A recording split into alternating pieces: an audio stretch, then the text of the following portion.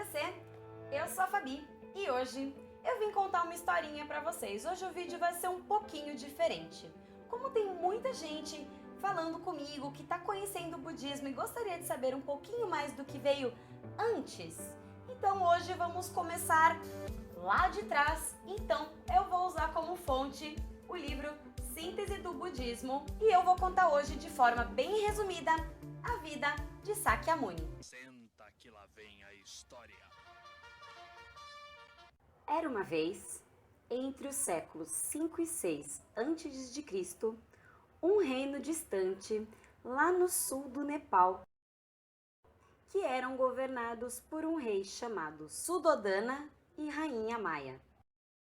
E o seu primeiro nome era Siddhartha, mas nós conhecemos também como Sakyamuni ou Shakyamuni. Sua mãe, Maya, faleceu 7 dias após o seu nascimento, fazendo com que ele fosse criado por sua tia, Mahaprajapati, e assim como um príncipe, ele viveu sua vida de juventude com bastante regalias. Só que ele era dotado de inteligência e sensibilidade muito aguçados e constantemente ele refletia sobre qual era o sentido da vida. E por 4 vezes, contam as histórias, ele saiu do palácio para dar um passeio. Na primeira saída, ele saiu para o leste e ele encontrou com um homem enfraquecido pela idade avançada. Na segunda vez que ele saiu, ele foi pelo portão sul e se deparou com uma pessoa enferma. Na terceira vez, ele saiu pelo portão oeste e se deparou com um cadáver. E a quarta vez, ele saiu pelo portão norte e se deparou com um asceta religioso. O ascetismo era muito praticado nessa época e era considerado com muito respeito pelas pessoas que buscavam a prática religiosa. Nessa história, o homem idoso, o doente e o cadáver simbolizam respectivamente os problemas de envelhecimento, doença e morte, que juntamente com o nascimento representam os 4 sofrimentos da vida, já que não importa o quanto a tecnologia tenha avançado, é uma coisa que está fora do nosso alcance. E aí o Siddhartha cresceu, se casou com a Yasodhara e teve um filho chamado Rahula.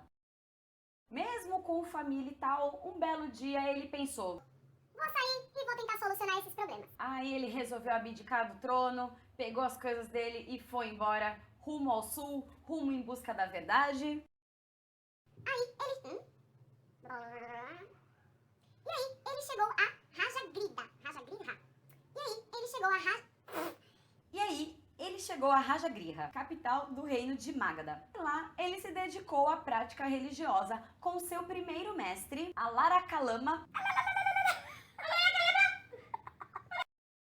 que havia atingido os domínios do nada através da prática da meditação. Aí o Sakyamuni ficou com ele um tempo e facilmente dominou essa prática. Mas aí ele ainda não estava satisfeito. E aí ele foi em busca de um outro mestre. E esse segundo mestre havia alcançado os domínios além do pensamento. E o Sakyamuni também se tornou o mestre dessa prática de meditação. Mas ainda não estava satisfeito, ainda não estavam respondendo as perguntas que ele tinha. Aí ele resolveu abandonar esse segundo mestre e passou a praticar as austeridades. As austeridades consistiam em suspensão temporária da respiração, jejum, controle da mente, entre outras práticas. Sua finalidade era fortificar a vontade e atingir emancipação com a mortificação do corpo, chegando ao limite da morte para vencer o sofrimento.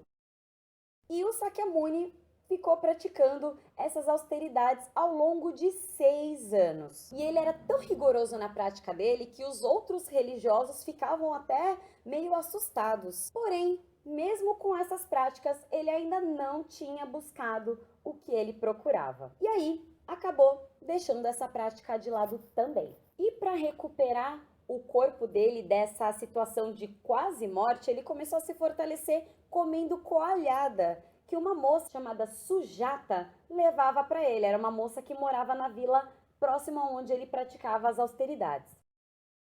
Aí, assim que ele recuperou as energias, ele seguiu em direção a uma árvore pipala, perto de Gaia. Essa pipala é uma árvore de um tipo de figueira, que é uma árvore ornamental originária da Índia. E essa planta aqui, ó.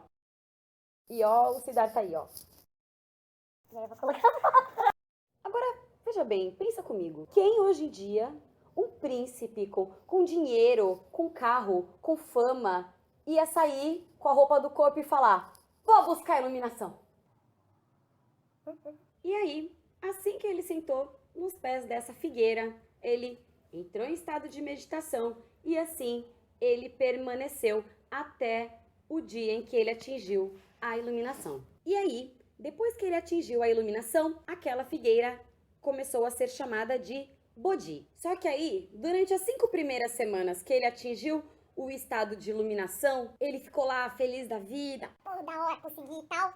Só que ele ficou pensando se, de repente, essa iluminação, isso que ele tinha para ensinar, não ia ser uma coisa muito difícil das pessoas entenderem. O que fez com que ele pensasse: Será que eu ensino para as pessoas?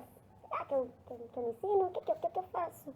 Aí conta a história que nesse momento de dúvida surgiu o deus Brahma Refresca até o pensamento. e o convenceu a propagar o que ele havia aprendido. Daí, a partir do momento que o Sakyamuni resolveu propagar o que ele havia aprendido, ele pensou: Vou ensinar isso para os meus 2 mestres.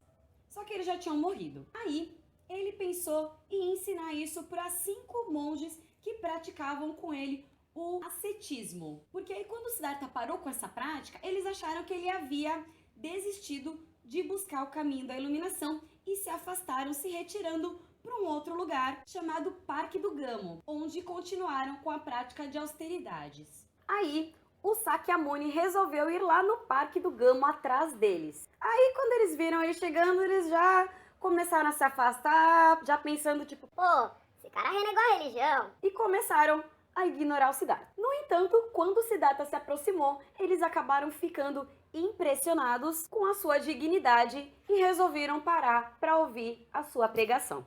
E esse foi o primeiro sermão do Sakyamuni, conhecido como Colocando em Movimento a Roda da Lei. E aí, entre esses 5 ascetas, o primeiro que se converteu, o primeiro que compreendeu essa essência do ensinamento, foi o Kaundinya. Os demais também compreenderam e se converteram. Aí, formou-se a ordem budista e os 3 tesouros do Buda, da lei e da ordem budista foram estabelecidos. E aí, após esse primeiro sermão, ele ganhou uma confiança e começou a sair propagando esses ensinamentos em outras cidades, atraindo assim milhares de seguidores. E foi quando a mãe de criação do Sakyamuni se converteu ao budismo que ele criou a Ordem das Monjas Budistas. Nos últimos anos de vida, o clã Sakya, de onde o Sakyamuni nasceu, foi completamente destruído numa guerra por um rei vizinho. Cerca de 1 ano antes do falecimento de Sakyamuni, o rei de Magadha tentava conquistar a Confederação de Vrije. Só que aí, o Sakyamuni sugeriu que, uma vez que o povo de Vrije seguiam as 7 regras da prosperidade que ele havia ensinado, seria difícil de conquistá-lo e assim ele conseguiu convencer o rei a desistir da ideia de dominar essa galera. Por fim, o Sakyamuni resolveu ir embora e ir rumo à sua última viagem. Foi na aldeia de Beluva que ele passou o seu último retiro do período de chuvas. E durante o último retiro, ele fez uma afirmação famosa. Em vez de dependerem de uma pessoa como líder, ele disse: portanto, vocês devem ser suas próprias lâmpadas. Tomem a si próprio como refúgio. Não busquem refúgio fora de si mesmos. Segurem firme a lei como uma lâmpada e não busquem refúgio em nada além de si próprios. E, inclusive, anteriormente, ele próprio havia dito que não se considerava um líder. Durante esse período, o Sakyamuni ficou muito doente e sofria de dores terríveis. Nesse período, dizem que um demônio apareceu e tentou convencer o Sakyamuni a entrar no Nirvana. Só que aí ele falou assim: Agora não dá.